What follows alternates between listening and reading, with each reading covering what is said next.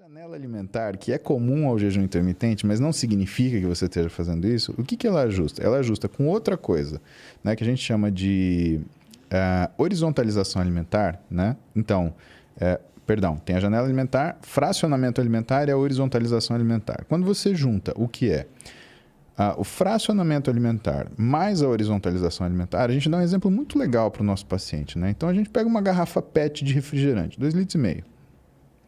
Bom, essa lata de refrigerante, ela tem 310 ml, é isso? 310 ml. Teoricamente, essa lata de refrigerante, ela cabe numa garrafa PET, certo? Mas vamos supor que ela não tenha tampa. E vamos supor que eu quero transferir o conteúdo da lata para a garrafa. E aí, eu pego a lata e faço isso aqui, ó. Ó, até molhei.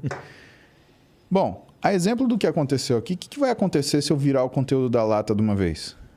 Muito provavelmente você vai derramar toda essa água e nenhuma água vai cair dentro da garrafa. Por quê? Porque você não fez a conta de uma coisa chamada gargalo. E aparentemente, Sérgio, o que a gente tem é um gargalo na nossa capacidade de absorção e utilização dessa energia. Ah, legal. Então, o processo de emagrecimento, ele conta com duas coisas relacionadas à janela alimentar, que é o fracionamento, ou seja, colocarei uma lata por vez. Porque se eu colocar duas, uma vai estar no buraco errado, ou em buraco algum.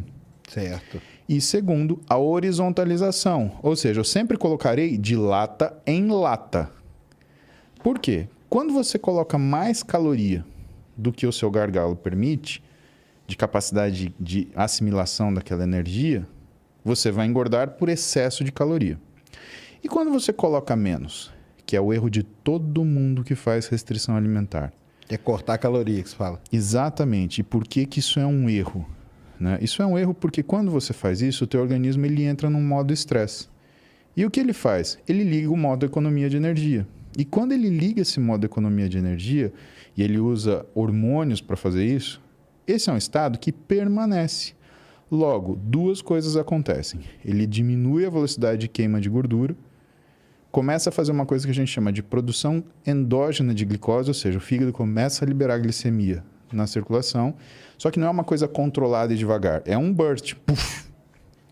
Isso provoca um aumento de resistência à insulina, que é o hormônio que coloca a energia dentro da célula. E quando isso acontece, você diminui o influxo de energia para dentro da célula muscular e aumenta o influxo de energia para dentro da gordura. Porque para a célula muscular, você depende do transporte de insulina transmembrana para puxar a glicose para dentro dela, só que no adipócito, na célula de gordura, você depende de uma enzima chamada lipase lipoproteica. E que quando a insulina está alta, ela é ativada e ela capta toda essa energia rapidamente. O que acontece então? Existe uma transferência entre a energia do músculo para a energia da gordura. Por quê? Sem insulina no músculo, Sérgio, aquele músculo ele tende a fazer proteólise e se deteriorar. Isso libera energia na circulação, que a lipase lipoproteica ela vai captar e aumentar o adipócito. Isso quer dizer que você engorda quando você come menos também, porque você está transferindo no músculo para a gordura. Assim como quando você come mais, você engorda também. Por quê? Porque você está assumindo ali, né? Aquilo que você não consegue metabolizar. Sim. Então, esses dois conceitos, associado ao que é a garrafa de Coca-Cola, é a pessoa compreender que ela tem que comer de forma progressiva e em quantidades semelhantes.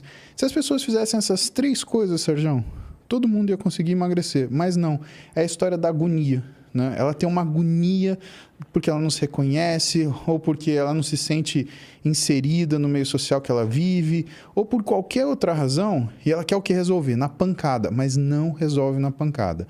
Se você dá um soco no seu organismo, ele devolve com uma paulada 10 vezes mais forte. E aí, o que é essa paulada? Essa paulada é do pescoço para cima.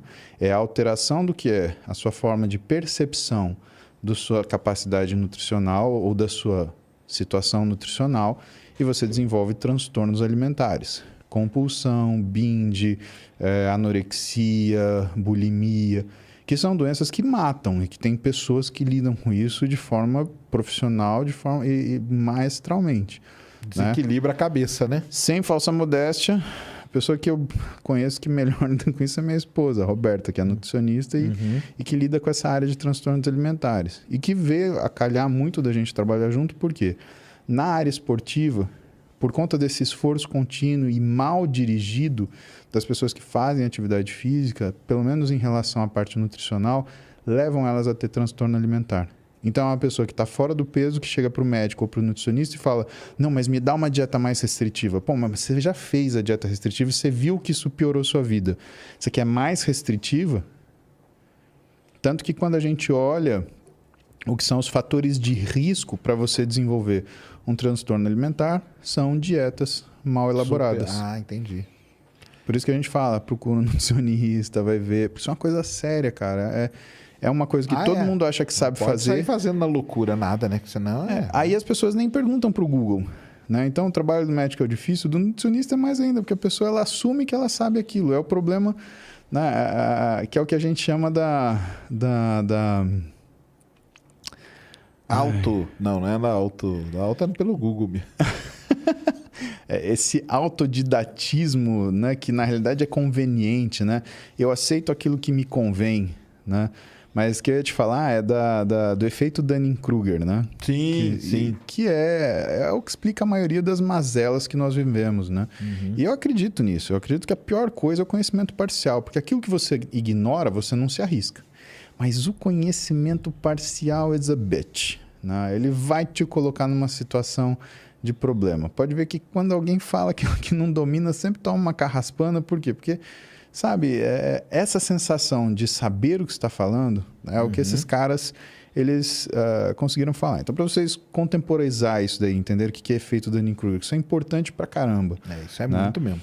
São 2 psicólogos, né, que na Universidade de Cornell eles decidiram entender como é que era a curva de aprendizado e o que era a percepção da ignorância, que é o mais importante. E aí eles colocaram situações hipotéticas e, para explicar de um jeito mais fácil, vocês me perdoem a imprecisão, né? Daqueles que conhecem isso, é o seguinte. Eles perguntaram para pessoas quanto elas sabiam de um assunto. Aí eles aplicaram uma prova para essa pessoa sobre esse assunto. E o que eles perceberam? Quanto mais a pessoa ignorava o assunto, mais ela achava que conhecia e aí ela tomava pau na prova. O curioso é que isso gerava um corolário. Ou seja, quando a pessoa conhecia muito sobre um assunto, ela achava que sabia menos do que ela realmente dominava. Quando você pergunta uma coisa a uma pessoa que sabe muito de um assunto, ela fala, preciso pensar um pouco nisso. Porque ela está juntando todas essas variáveis e tentando fazer aquilo conversar para poder te responder. Enquanto a pessoa que é tola, né, ela, isso é fácil, é tal coisa. Bom, resolver a vida no tapa assim tem seus riscos, né, que é o que a gente recomenda para a pessoa não fazer. Então, lição de hoje para vocês, se vocês querem uma lição importante, é não façam dieta no tapa. Grande chance de você se estrepar. Tá? Por isso é coisa séria. Tem que procurar. E não é só... Tem que procurar vários profissionais, né? Nutricionista, endocrinologista também, né? É bom, né? Ou não? É interessante, né? Você ter... Porque assim, se você tá com o seu peso numa escala onde ele já está causando problemas de saúde, é legal que você tenha um médico para fazer determinados diagnósticos. Né? Psicólogo também, porque você vai mudar assim, você vai comportamento. Mudar a sua cabeça, né? Comer é comportamento. Então, você não muda aquilo que você come, você muda o comportamento da sua alimentação.